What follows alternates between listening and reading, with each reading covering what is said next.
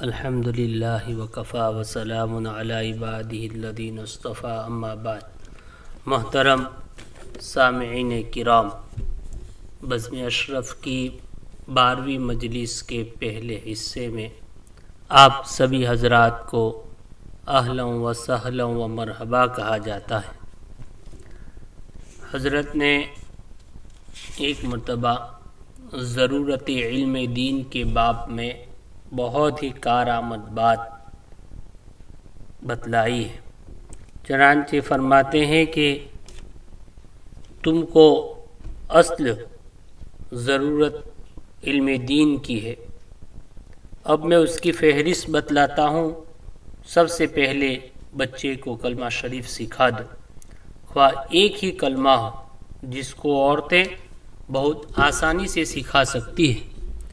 نیز بچے کو زبانی تعلیم احکام کو بھی دیتی رہو، مثلا اللہ تعالیٰ سے دعا مانگنا اور یہ بتلانا کہ اللہ تعالیٰ ہی رزق دیتے ہیں، اور خدا تعالیٰ کی جو صفات ہے وہ بتلاؤ، مثلا سب چیزوں کو انہوں نے پیدا کیا، وہی مارتے ہیں، وہی جلاتے ہیں، ان کو خبر ہے تمام چیزوں کی۔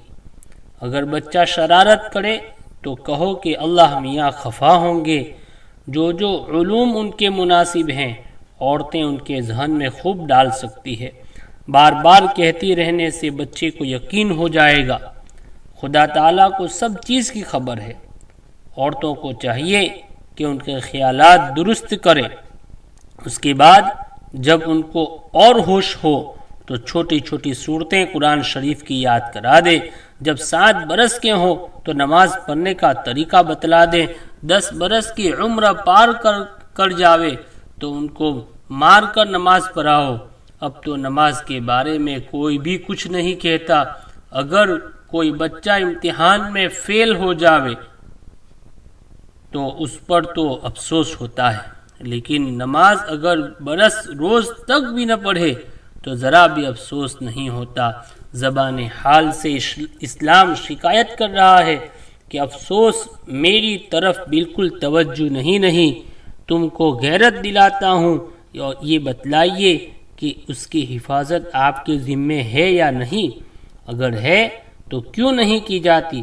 کیا نصارہ و ہنود اس کی حفاظت کریں گے یا مجوس و ہنود اس کی حمایت کریں گے؟ جب اپنے اسباب کی مالک ہی حفاظت نہ کرے تو اور کون کرے گا؟ شاید یہ خیال ہوگا کہ مولوی تو اس کی حفاظت کر رہے ہیں، تو میں کہتا ہوں کہ دین کیا صرف مولویوں کا ہے، تمہارا نہیں ہے؟ ظاہر ہے کہ سب ہی کا ہے۔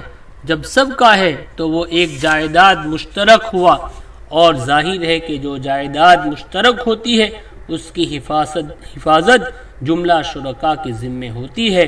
تو پھر اس مشترک جائیداد کی سب کیوں نہیں حفاظت کرتے، خاص کر جب کہ حفاظت آسان بھی ہو؟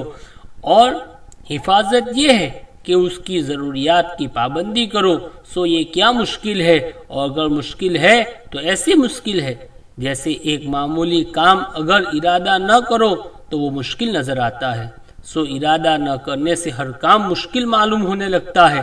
چنانچہ اگر کسی شخص کو آدھی رات پیاس لگے اور اس وقت وہ ہمت نہ کرے اٹھ کر پانی پینے کی، اس وقت کہا جاوے اس لیے پیاسا پڑا رہے۔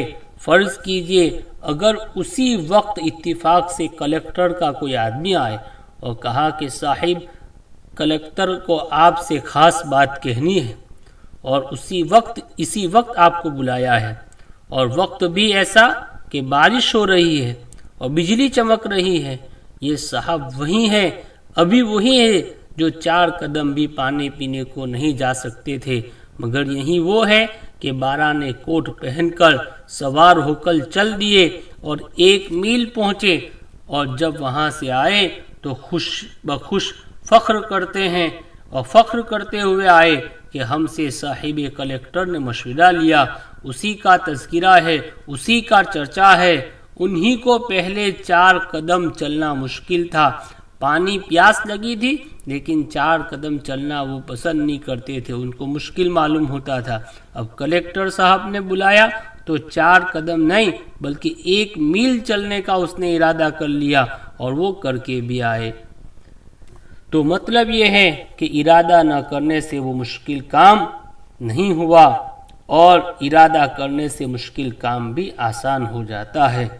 بہرحال یہ حضرت نے بہت کام کی بات بتلائی ہے کہ عورتیں اپنے بچوں کو دین کی باتیں سکھلائیں، اس میں کمی اور کوتاہی نہ کریں، اور کوتاہی کر کے جو ہے ان کی زندگیاں خراب نہ کریں، اس کو فکر میں لائیں، اور بچوں کو علم دین جو ضروری ہے اس کو گھر میں بھی خوب سکھائیں، اور اگر وہ مدرسے میں جا رہے ہیں تو وہاں بھی ان کا اہتمام سے ان کی نگرانی کرے، کیا سیکھ کر آئے اس پر ان کو عمل کرنے کی فکر دلائے۔ بہت کام کی بات ہے۔ اللہ رب العزت ہمیں اس پر عمل کی توفیق عطا فرمائے، آمین۔